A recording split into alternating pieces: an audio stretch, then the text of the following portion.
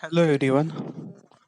हा जो व्हिडिओ आहे हा मी स्पेशली जे विद्यार्थी केमिस्ट्री, रसायनशास्त्र ह्यामध्ये करिअर करण्यास इच्छुक आहेत त्यांच्यासाठी बनवत आहे.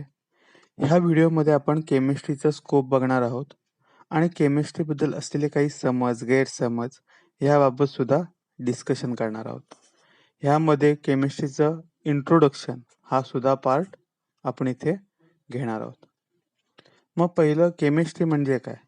Chemistry is a scientific study of properties and behavior of matter. एखाद्या मॅटरचा बिहेवियर आणि त्याच्या प्रॉपर्टीजचा जो सायंटिफिक स्टडी केला जातो त्याला आपण केमिस्ट्री असं आपण म्हणतो. आता हे जे केमिस्ट्री हा जो सब्जेक्ट आहे ह्याला सेंट्रल सायन्स असं सुद्धा आपण म्हणू शकतो. हा मध्यवर्ती एक विषय आहे ज्या विषयामध्ये सर्व इतर जे विषय आहेत सायन्स रिलेटेड त्यांचं सार ह्या केमिस्ट्री विषयामध्ये येतं असं आपण इथे म्हणू शकतो. कारण केमिस्ट्रीमध्ये आपल्याला जनरली आता सिंपल केमिस्ट्रीची जर इंट्रोडक्शन तुम्ही शिकला असाल किंवा केमिस्ट्री बद्दल तुम्हाला माहिती असेल तर तुम्हाला माहिती आहे केमिस्ट्रीचे 4 भाग: physical chemistry, organic chemistry, inorganic chemistry आणि चौथा जो अप्लाइड पार्ट आहे तो म्हणजे अनालिटिकल केमिस्ट्री. आता हे जे 4 पार्ट आहेत सोबत फार्मास्युटिकल केमिस्ट्री हा सुद्धा भाग येतो. म्हणजे हे जर आपण विषय ह्यामध्ये काय काय शिकवलं जातं हे जर आपण बघितलं तर सगळे जे आजूबाजूचे सायन्सचे रिलेटेड सब्जेक्ट आहेत ते सगळे सब्जेक्ट ह्या केमिस्ट्रीमध्ये त्यांचा सार हा येतोच. जर तुम्ही फिजिकल केमिस्ट्री बद्दल बोलला तर फिजिकल केमिस्ट्रीमध्ये आपण फिजिक्सचे काही मेकॅनिझम्स आपण इथे स्टडी करतो ज्यामध्ये जूल थॉम्सन इफेक्ट आहे. त्यानंतर आपण क्वांटम केमिस्ट्री, क्वांटम मेकॅनिक्स आपण शिकतो जे फिजिक्स रिलेटेड टॉपिक आहेत. त्यानंतर कायनेटिक्स हा जो फिजिक्सचा टॉपिक आहे तो सुद्धा केमिस्ट्रीमध्ये येतो. एखाद्या रिॲक्शनची स्पीड आपल्याला स्टडी करायची आहे, रिॲक्शनचा रेट स्टडी करायचा तर तो कायनेटिक मध्ये आपण रिॲक्शनचा रेट आपण तिथे स्टडी करू शकतो. म्हणजे फिजिक्स सुद्धा केमिस्ट्रीमध्ये कुठे ना कुठेतरी आहे. जर आपण बायोलॉजिकल सायन्सचा विचार केला तर आपण ऑर्गॅनिक केमिस्ट्रीमध्ये बरेचसे ऑर्गॅनिक कंपाऊंड्स आपण स्टडी करतो, बायो ऑर्गॅनिक कंपाऊंड स्टडी करतो, नॅचरल प्रॉडक्टचा स्टडी करतो. आता हे जे नॅचरल प्रॉडक्ट्स आहेत हे बायोलॉजिकल सायन्स मधूनच आपल्याला मिळतात. म्हणजे निसर्गात असलेले प्राणी, पक्षी यांच्यापासून जे आपल्याला पदार्थ मिळतात त्यांना आपण नॅचरल प्रॉडक्ट असं आपण म्हणतो. नॅचरल प्रॉडक्ट सुद्धा महत्वाचा रोल आपल्या लाईफ मध्ये प्ले करतात. आयुर्वेद आपण म्हणतो, आयुर्वेद व वेदामध्ये आपण नॅचरल प्रॉडक्टचा वापर करून आपण मेडिसिन्स तयार करतो. म्हणजे बायोलॉजी, झुलॉजी ह्यातला सुद्धा काही सार हा केमिस्ट्रीमध्ये आहे.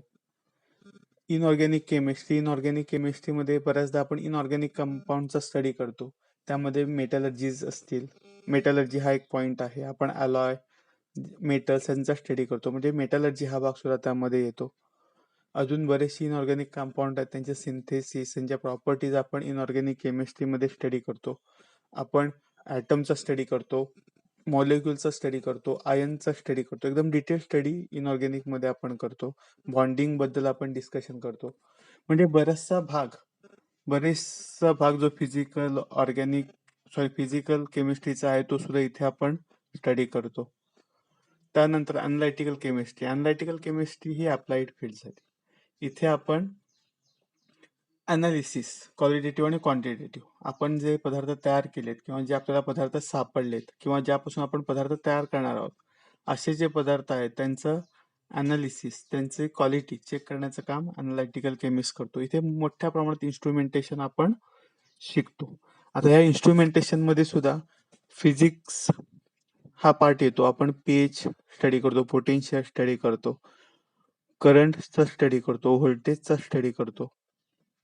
म्हणजे कुठेतरी फिजिक्स हा विषय इथे बऱ्यापैकी फिजिक्स विषय इथे येतो.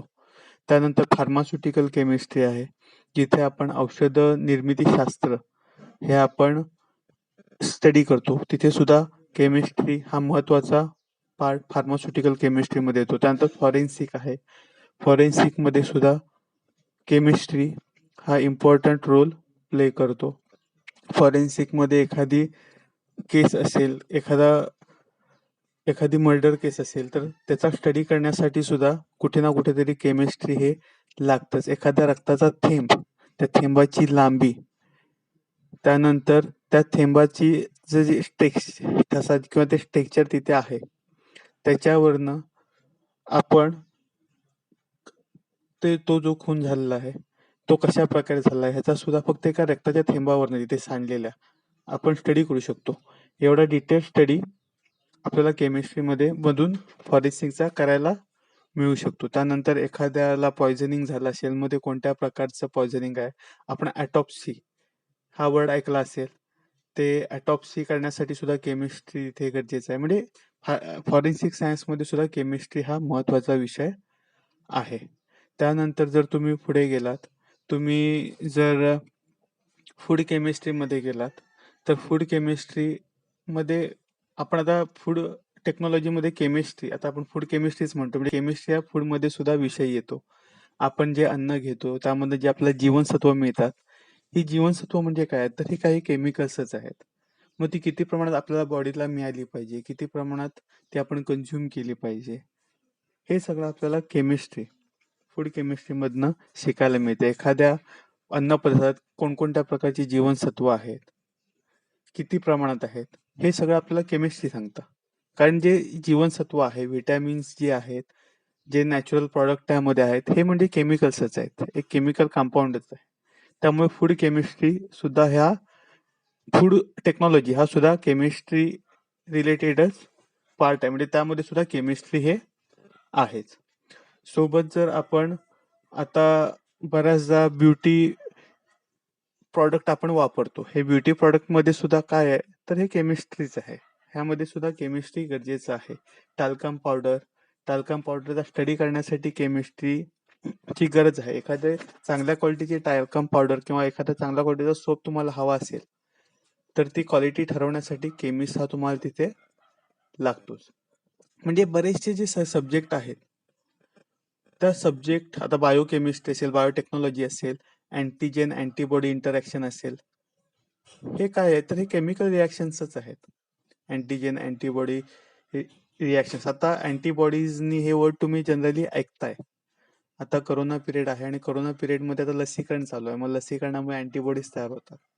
मग ह्या अँटीबॉडीज तयार झाल्यानंतर त्यांचे काय रिॲक्शन ऍक्शन आपल्या बॉडीमध्ये होते, कोणत्या प्रकारचे रिॲक्शन ते करून आपल्या बॉडीला व्हायरसपासून लांब ठेवतात, हे स्टडी करण्यासाठी आपल्याला केमिस्ट्री हे कुठे ना कुठेतरी लागतंच. म्हणजे केमिस्ट्री हा सेंट्रल सब्जेक्ट आहे आणि बऱ्याचशा फील्डमध्ये केमिस्ट्री हा विषय गरजेचा आहे. आता ही झाली केमिस्ट्री बद्दलची इंट्रोडक्शन. आता पुढे आपण जर स्कोप बघायला गेलो तर केमिस्ट्रीचा बऱ्याच प्रमाणात केमिस्ट्री आपल्याला लागते, आपल्याला गरजेची आहे. हे आपण आता बघितलंच आहे. सगळीकडे केमिस्ट्री आपल्याला हवीच आहे. मग ही जी केमिस्ट्री आपल्याला हवी आहे, ह्या केमिस्ट्रीचा स्कोप काय आहे? तुम्ही कुठे जॉबला जाऊ शकता? मी असं म्हणेन, केमिस्ट्रीचा माणूस हा कधीच उपाशी राहू शकत नाही किंवा उपोषणाने मरू शकत नाही. कारण केमिस्ट्रीच्या माणसाला कुठे ना कुठेतरी रोजगार हा मिळतोच आणि त्याला जॉब हा आहे. आता जर आपण बेसिक स्टडी केला केमिस्ट्री, तुम्ही ग्रॅज्युएट झालात, पोस्ट ग्रॅज्युएट झालात, तर तुम्हाला कुठे जॉब्स आहेत. तर पहिला जो मेन पार्ट येतो तो म्हणजे इंडस्ट्री. आपल्याकडे मोठ्या प्रमाणात इंडस्ट्रीयल एरिया आहे. आपल्या जवळ आपण आता रत्नागिरीचा विचार केला तर लोटेमाळ आपल्या इथे जवळ आहे. तिथे इंडस्ट्रीज आहेत. रत्नागिरी तालुक्यात सिटीमध्ये काही MIDC मध्ये इंडस्ट्रीज आहेत. खाली तुम्ही सिंधुदुर्गामध्ये गेलात, पुढे गोव्यात गेलात, रायगडमध्ये गेलात, तर मोठ्या प्रमाणात कोल्हापूरमध्ये मोठ्या प्रमाणात जे आपल्या आजूबाजूची जिल्हे आहेत, आजूबाजूची गावं आहेत, तिथे मोठ्या प्रमाणात इंडस्ट्री आहे. आणि ही जी इंडस्ट्री आहे इथे ॲज अ केमिस्ट तुम्हाला स्कोप हा आहे. आता इंडस्ट्रीमध्ये गेलात तर तिथे वेगवेगळ्या पोझिशनमध्ये तुम्हाला संधी उपलब्ध होऊ शकते. आता मेनली एक प्रोडक्शन विंग असते. तुम्ही प्रोडक्शनमध्ये ॲज अ केमिस्ट तुम्ही काम करू शकता. जनरली ज्या फार्मास्युटिकल केमिस्ट्रीज आहेत, इंडस्ट्रीज आहेत, फार्मास्युटिकल इंडस्ट्री, तिथे प्रोडक्शनमध्ये ऑर्गॅनिक केमिस्ट हे लागतात.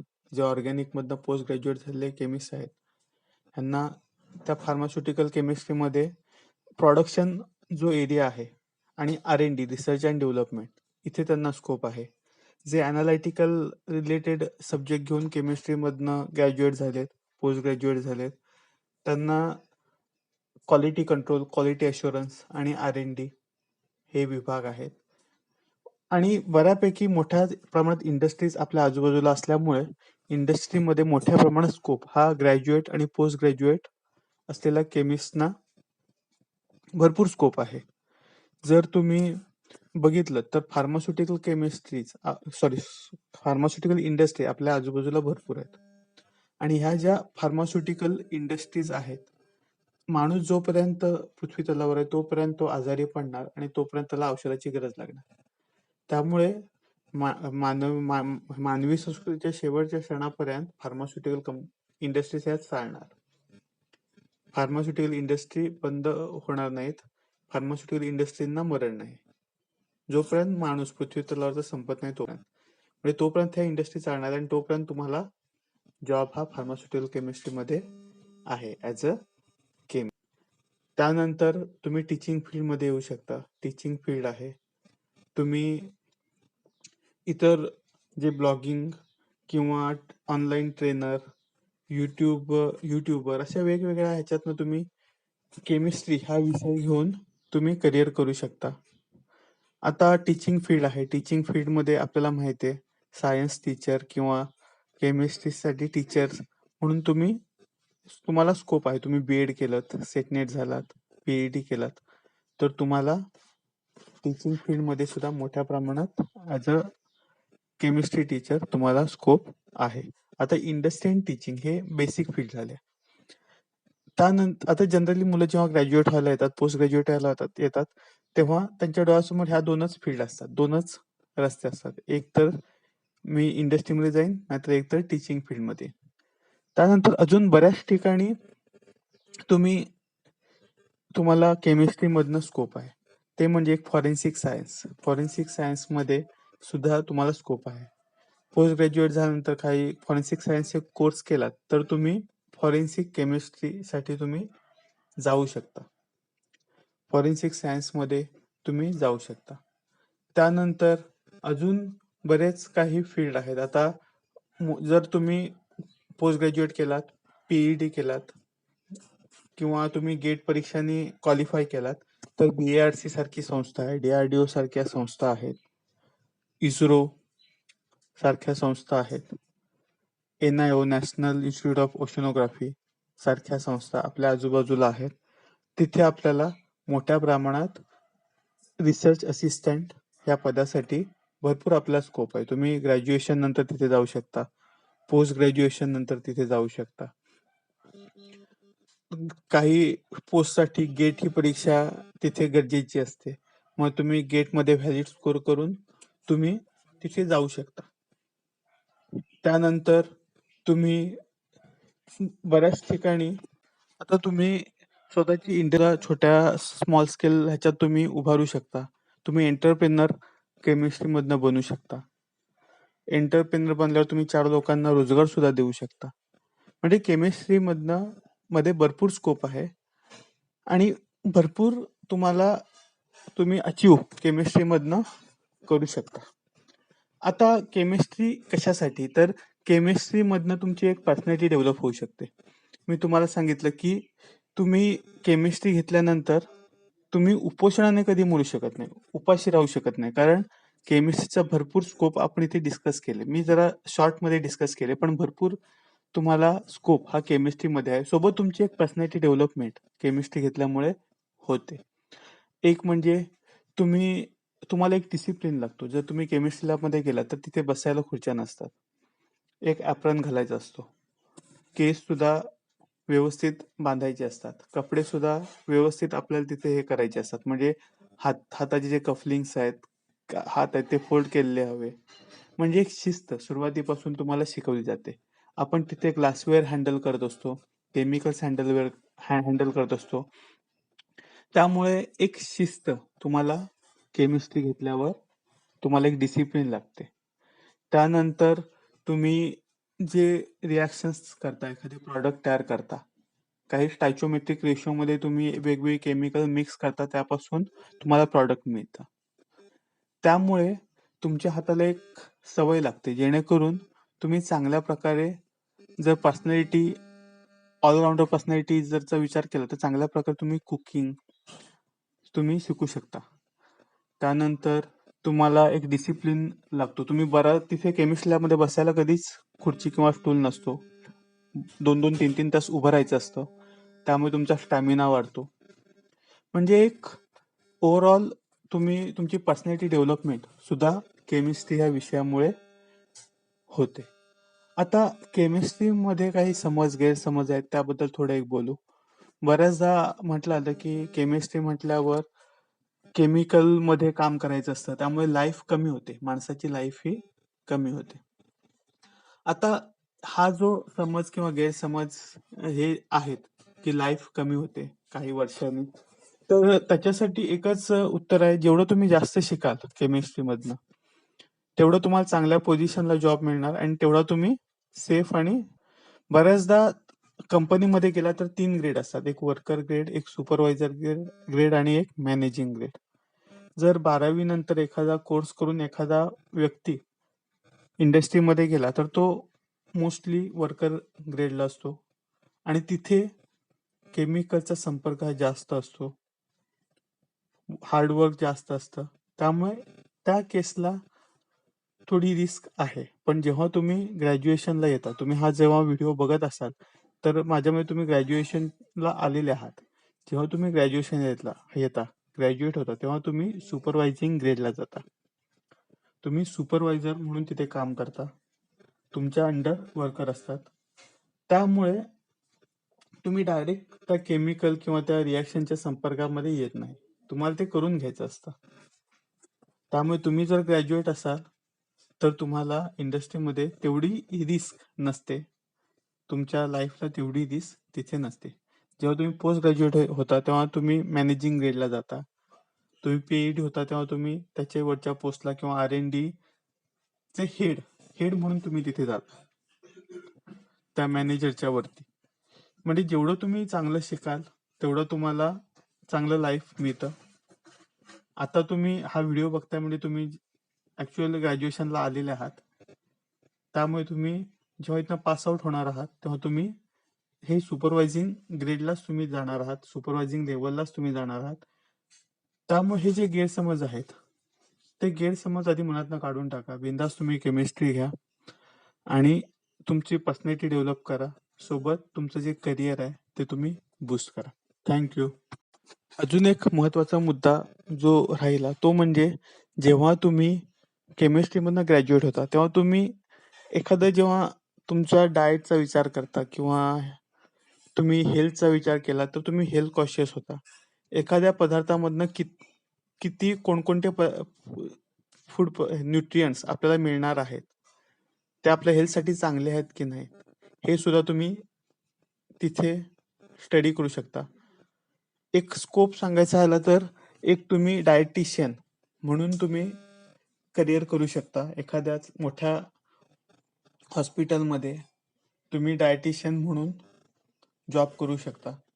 तिथे तुम्हाला करिअरची संधी आहे. आणि जनरली म्हटलं जातं की केमिस्ट्रीमुळे लाईफ कमी होतं. तर तुम्ही एक डायटिशियन बनून स्वतःचं सुद्धा लाईफ इम्प्रूव्ह करू शकता आणि लोकांचं सुद्धा लाईफ वाढवण्याचं काम केमिस्ट्री घेऊन करू शकता. थँक्यू.